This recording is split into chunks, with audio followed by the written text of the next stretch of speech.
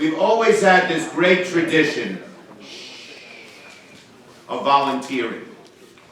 And I want to say that I am so proud of the Jewish community here in the Kojo of Borough Park, because you have always, I remember I was Assemblyman before Hikind ever was, and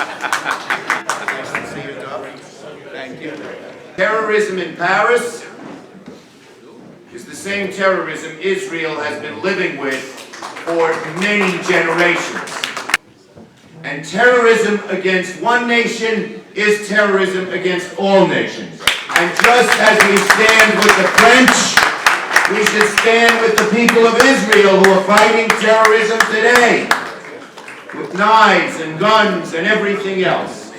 And I'll tell you one thing we have to do. We have to make sure that these Palestinian leaders who are so-called moderates like Abbas condemn this terror.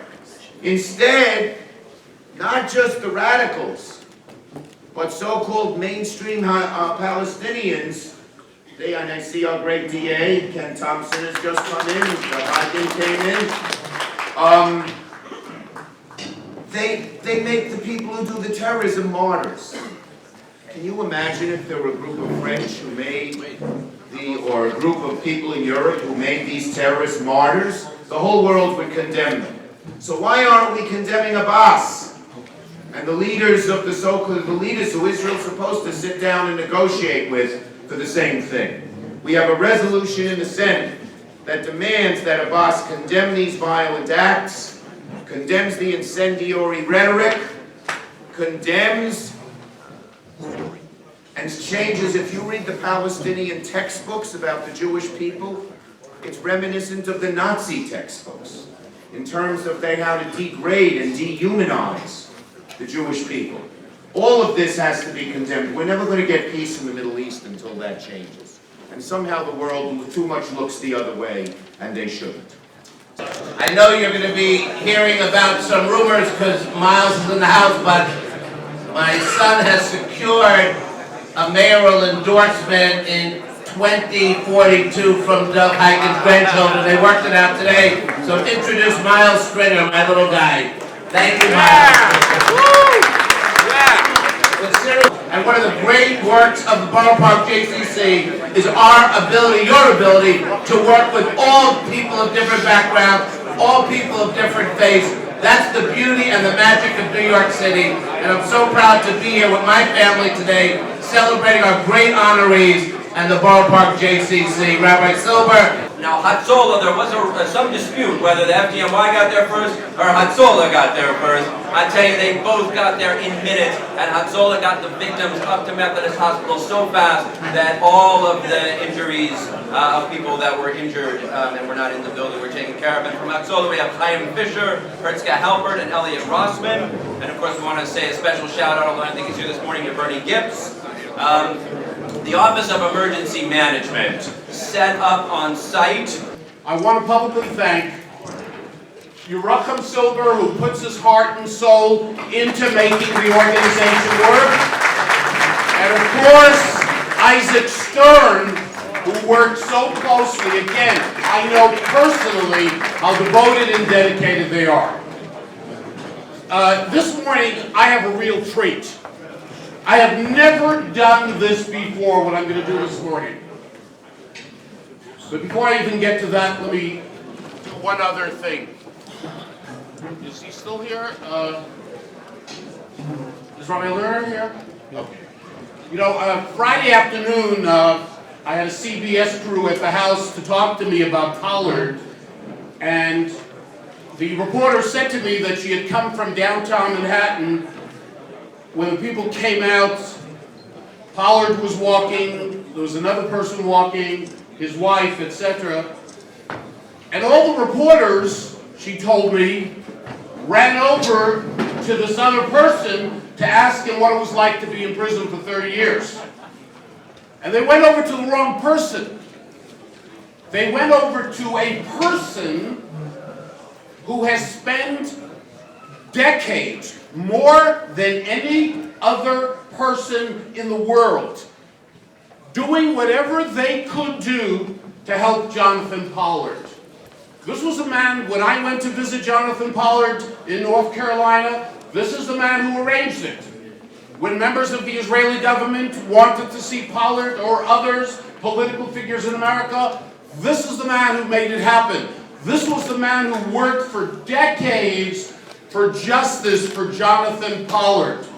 And I have to, and you know, the reporters ran to him. They, in a sense, they didn't miss it out all that much because this guy is so extraordinary. He is so extraordinary, devoted, dedicated. You may not know his name, but you know, sometimes the people you know their names, you know, there's a lot of hot air. But there are people who do things all the time, dedicated, devoted, and I have to give recognition today to a dear friend of mine for the longest period of time, that person who was there on behalf of somebody who needed justice, Rabbi Pesach Lerner. He's here.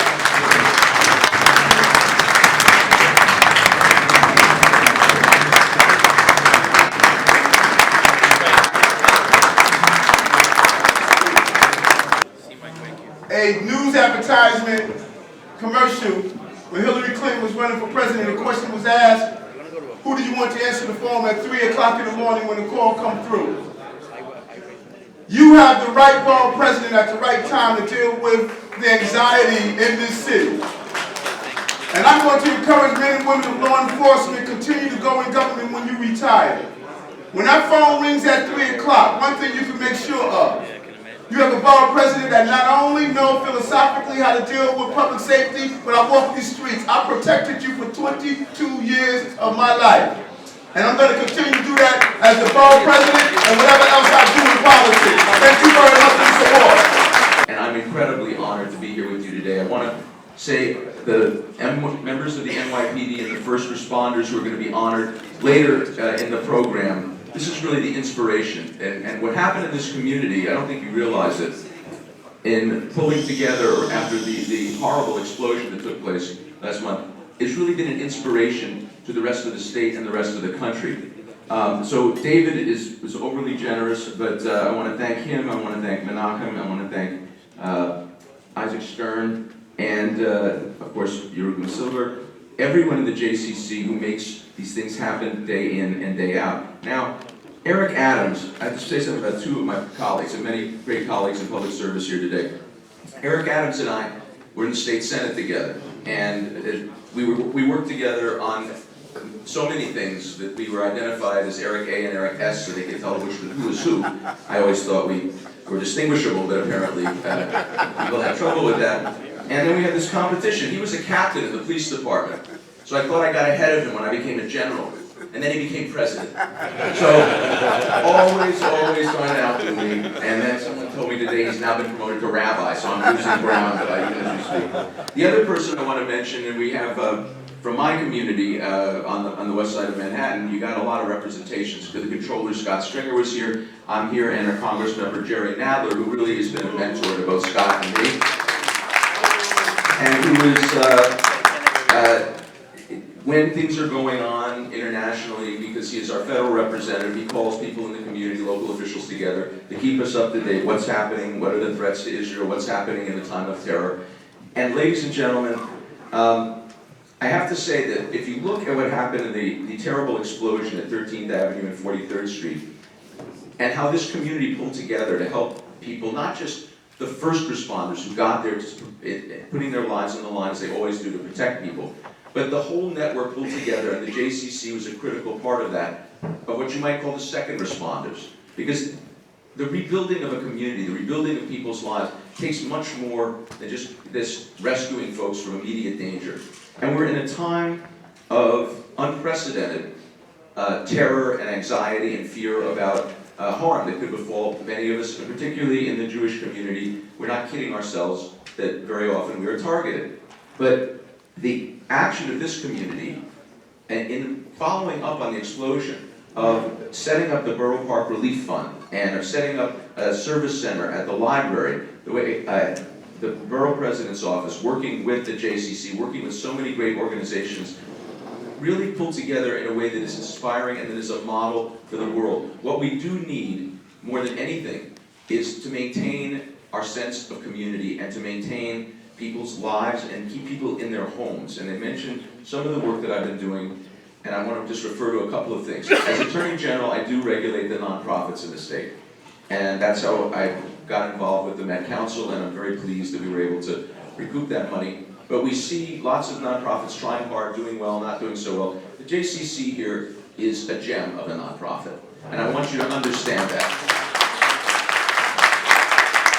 No one who's speaking here today deserves as much applause as the JCC, your leadership, your board. This is a superb organization. We see many organizations through our work in Charities Bureau. It's really amazing the services you deliver. And I have to say that in New York, we raise more money for charity than any other state. People are very, very generous. 18% of the state's workforce work in nonprofits. And it's very, very important to understand that a good quality nonprofit like this is the difference between a community where people are fragmented and people are afraid, and a community where people can pull together in support of each other after a tragedy like this explosion.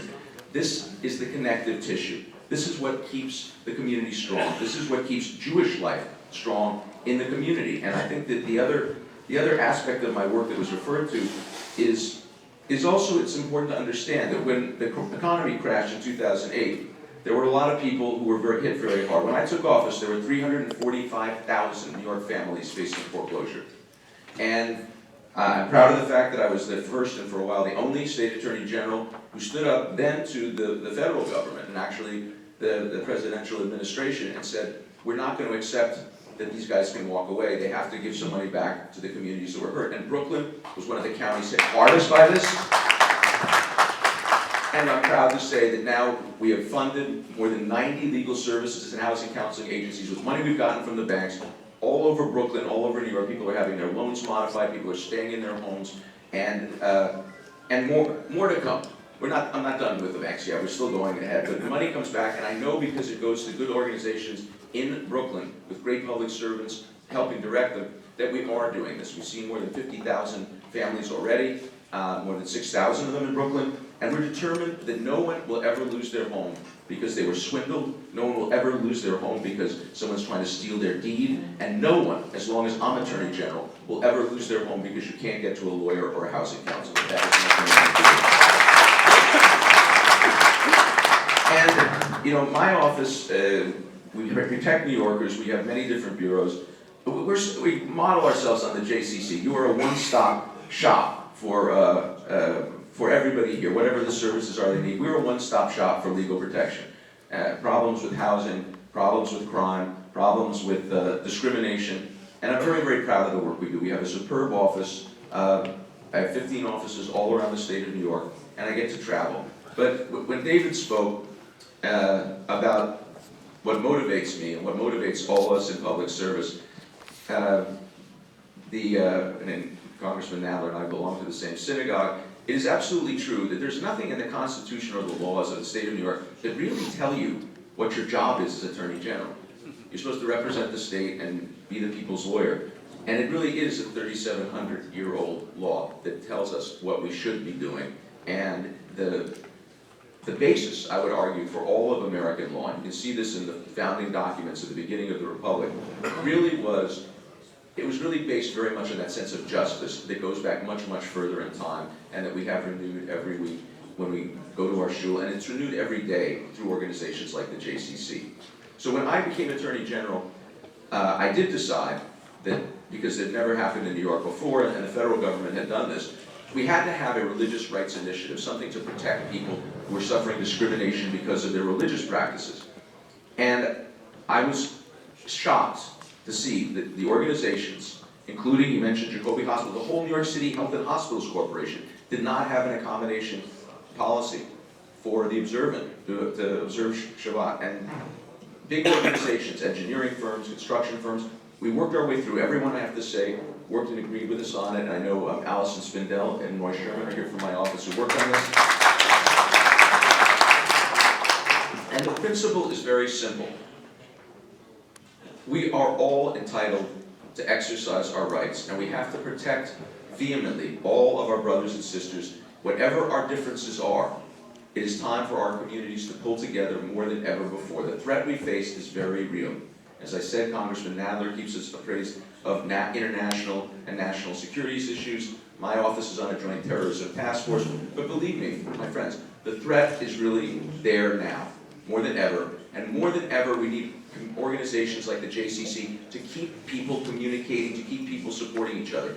Whether it is an explosion because of a gas problem or it is a terrorist attack, first responders rescue people, but then it is this community and organizations like this that are the second responders that help people rebuild their lives, help people rejoin the community. We can never give in to fear.